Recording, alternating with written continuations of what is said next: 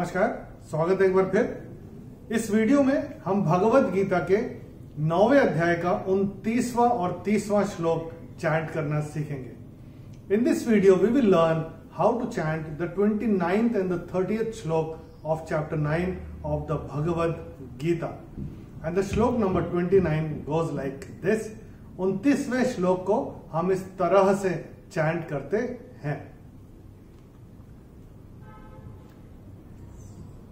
समोहम सर्वभूतेषु न मे द्वेषोऽस्ति न प्रियः ये भजन्ति तु मां भक्त्या मयि ते तेषु चाप्यहम्। पहले देखते हैं इस श्लोक में पहला और तीसरा चरण कहां पे छूटते हैं। मैंने कैसे चैंट किया था? समोहम सर्वभूतेषु, तो पहला चरण यहां पे छूटेगा। ये भजन्ति तु मां भक्त्या, तीसरा चरण यहां पे छूटेगा। अभी देखते हैं इस श्लोक में कौन कौन से नियम लागू होते हैं चैंटिंग के हिसाब से। Let's have a look at the rules that apply on this श्लोक। तो पहले चरण में अगर आप देखेंगे ये जो एस लिखा हुआ दिख रहा है आपकी किताबों में, इसको अवग्रह कहते हैं। और जब हम इसको बोलते हैं तो थोड़ा खींच के इसलिए बोलते हैं क्योंकि यहाँ पे विलुप्त अ होता है। तो जैसे ये है तो समह अहम, ये ऐसे होगा। तो कैसे हम चैंट करेंगे? समोहम समोहम, तो मुंह को थोड़ा सा खींच के हम बोलेंगे। यहाँ पे ह के ऊपर अनुस्वार के बाद का अक्षर है स, और अनुस्वार के बाद जब स आएगा तो अनुस्वार का उच्चारण होगा म। तो ये हम अपनी किताब में नोट करके रख सकते हैं।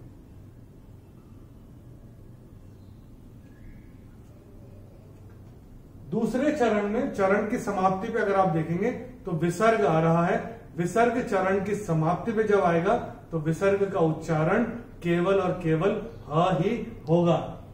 न मे द्वेषोऽस्ति न प्रियः। ऐसे यहाँ पे जो अवग्रह आ रहा है, इस यहाँ पे यो को थोड़ा सा हम खींच के बोलेंगे। न मे द्वेषोऽस्ति न प्रियः, ये ऐसे करके आएगा। तीसरे चरण में अगर आप देखेंगे म के ऊपर अनुस्वार के बाद का अक्षर है भ, और अनुस्वार के बाद जब भ आएगा तो अनुस्वार का उच्चारण होगा म। तो ये हम अपनी किताब में नोट करके रख सकते हैं।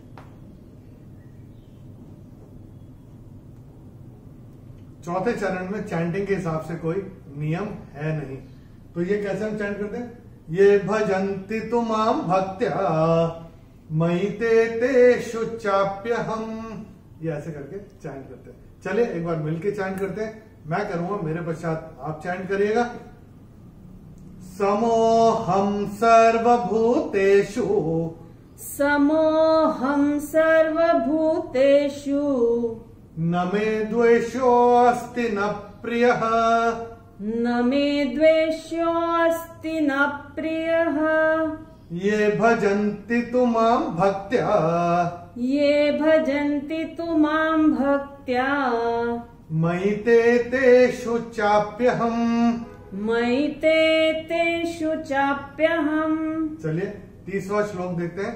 पहले मैं आपको चैंट करके बताता हूं इसको किस तरह से चैंट करते हैं। Let me chant it for you first. अपि चेत्सु दुराचारः भजते मामनन्य भाक् साधुरेव समन्तव्यः सम्यक् व्यवसितो हि सः। पहले देखते हैं इस श्लोक में पहला और तीसरा चरण कहां पे छूटते हैं। मैंने कैसे चैंट किया था? अपि चेत्सु दुराचारः, ये ऐसे करके मैंने चैंट किया था।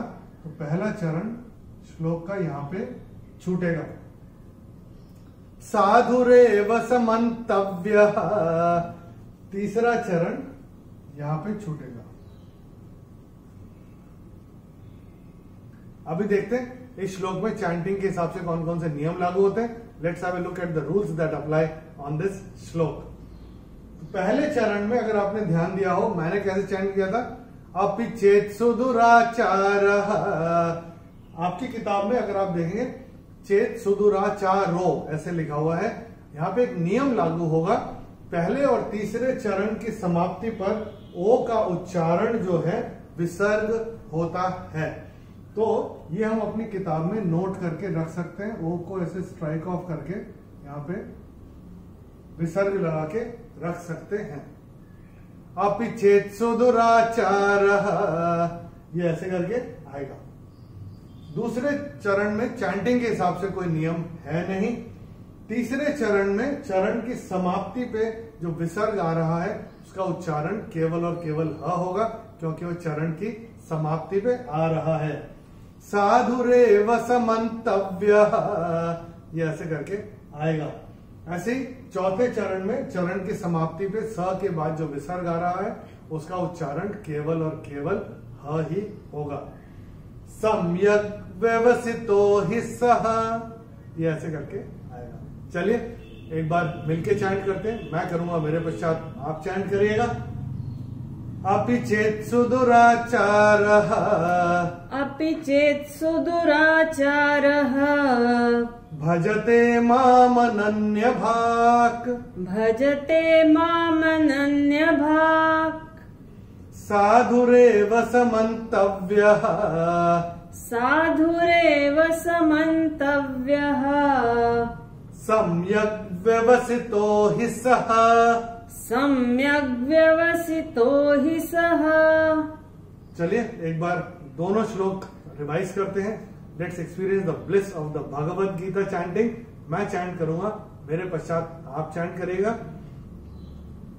समोहम सर्वभूतेषु, समोहम सर्वभूतेषु, न मे द्वेषोऽस्ति न प्रियः, न मे द्वेष्योऽस्ति न प्रियः, ये भजन्ति तु मां भक्त्या, ये भजन्ति तु मां भक्त्या, मयि ते तेषु चाप्यहम्, मयि ते तेषु चाप्यहम्।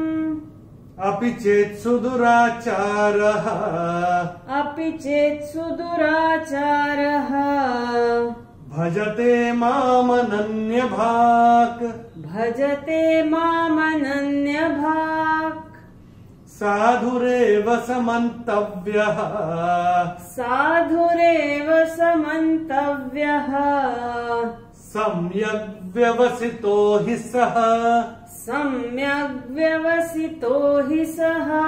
प्रैक्टिस करते रहिए, प्रैक्टिस करते करते आएगा। और ये जो नियम हम आपको बताते जा रहे हैं, ये नियम आप अपनी किताब में नोट करके रखिएगा।